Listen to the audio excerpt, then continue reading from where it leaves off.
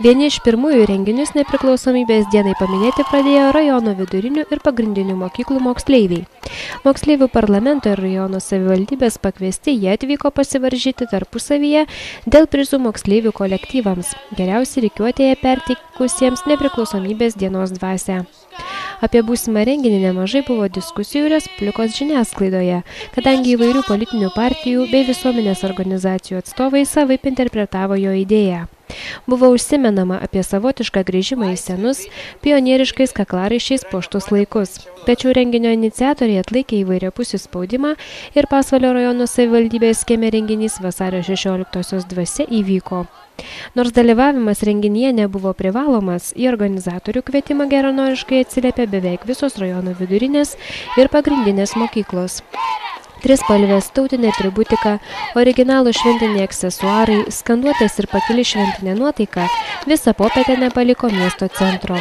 Į dangų nekartą kilo 3 spalvų balionų puokštės, skambėjo mokinių deklamuojami patriotiniai eilėraščiai, dainos.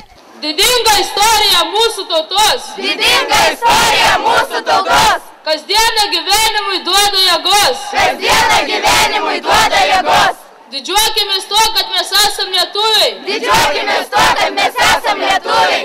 Iškelkime galvas, nebūkim paniurę! Iškelkime galvas, nebūkim paniurę! Ir aš esu, iškėlęs aitvarus į dangų šaukiu. Lietuviais esame visi aš ir tu. Ir nugalėtojais mes tapsim tikrai, mūsų sėkmė neapleis, mes juk tikim draugais, kurie svajoja apie laisvę ilgai. Ir mūsų tauta pakilus vėl atsigaus, kaip atsigauna šalia po gero lietaus. Lietuva tėvynė, susikibę mes už rankų, švenčiam savo laisvės šventę.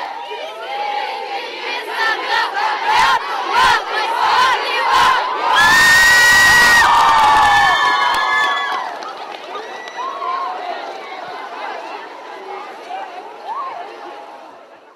Po pristatymų šventės dalyviai vaišinosi uždarosios akcinės bendrovės Ustukių malūnas paruošta košė bei karšta arbata, kurią jiems dosniai dalino Seimo narys Antanas Matulas bei rajono savivaldybės meras Gintautas Gegužinskas. O po renginio visų mokyklų delegacijos buvo pakviestos į kultūros centrą, kur jų laukia apdovanojimai ir rajono savivaldybės pateikta staigmena Lino ir Simonos koncertinė programa.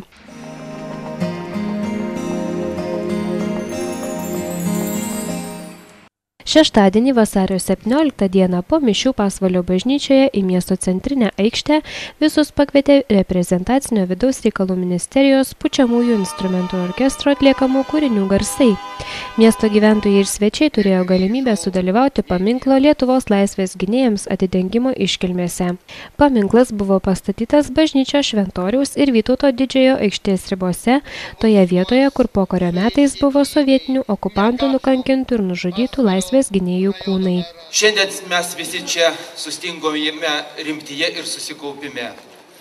Tai vieta, kuri iš tikrųjų mena mūsų brolių kraują, jų kančias. Dabar gal mums jaunesniems ir sunku įsivaizduoti, ką patyrėte jūs, kurių galvas šiandien puošia balti plaukai.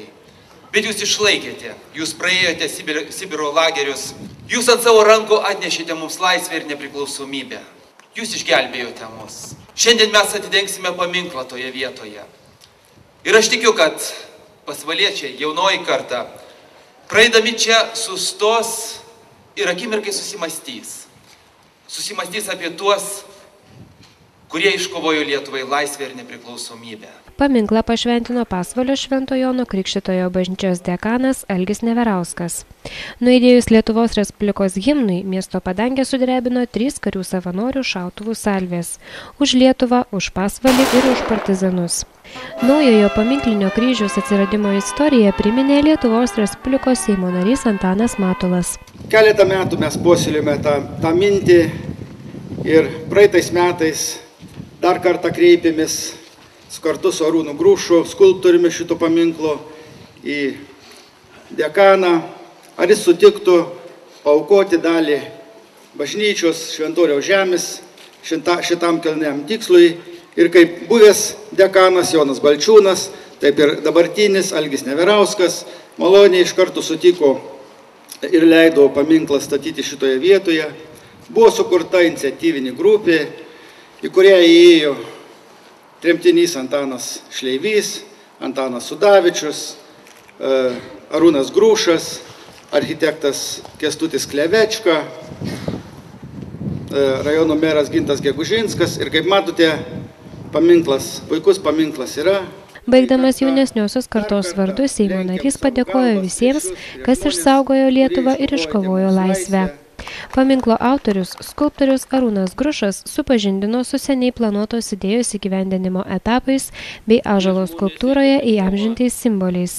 Kristumi ant kryžiaus įprasminusių partizanų golgotas ir kančias, moterimis su vainiku rankose, dėkingos tėvynės simbolių ir trimituojančių angelų simbolizuojančių pergalę. Tie žmonės eidami kovą, jie žinojo, į kokias golgotas eina. Kaip ir Kristus. Moters figūra su ąžuolo vainiku, tai lyg tai metaforinė dėkingos tėvynės. Figūra su trimitu, tai pergalės, vilties ir nenuilstamos kovos už tėvynės nepriklausomybę, nes šita kova niekad nesibaigia. Skulptorius pristatė visą kūrybinę grupę. Architektūrinę dalį sukūrė savivaldybės vyriausiasis architektas Kęstutis Klevečka, o skulptūrinės dalies kūrimo procese talkino skulptorius Kęstutis Krasauskas.